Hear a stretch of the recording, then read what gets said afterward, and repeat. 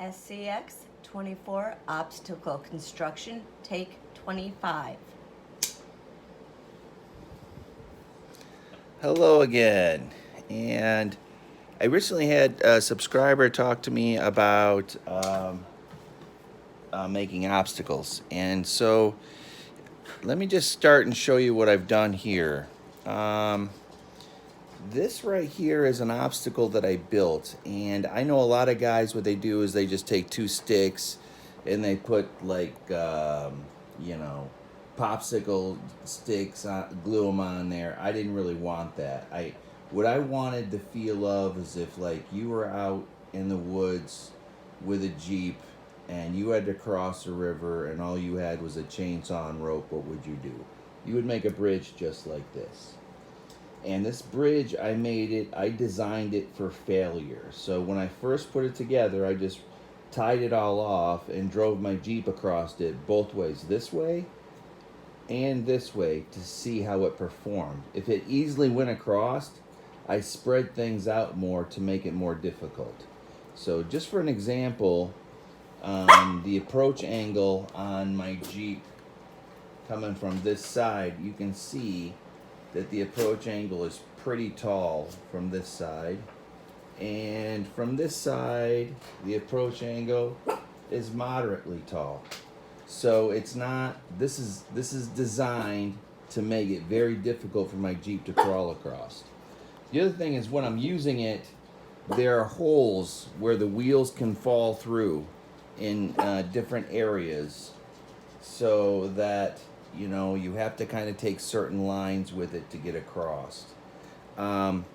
Once I got everything exactly where I liked it and where it was difficult to cross but not impossible, then I took Gorilla Glue and I glued each spot down to keep everything in place.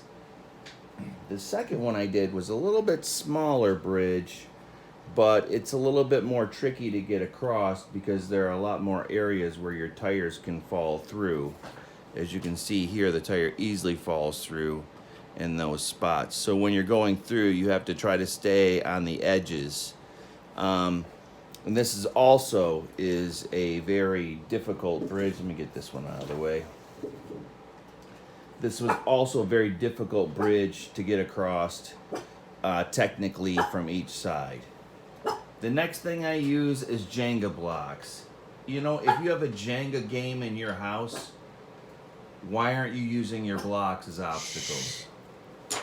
Use the Jenga blocks. That's what they're there for, man. You don't play with them anyways. Just put them out, use them as obstacles. So that's kind of how I built my obstacles that I have. Right now I'm working on building a course, an actual course that will go on a 4x8 sheet of wood.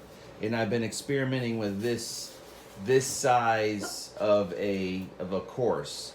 So if the truck is in an alley, this is about the size of the alley that I want it to be in, because we can put all kinds of things in here, but the alley is just wide enough for the truck to articulate and move through. So those are some of the other things I'm working on.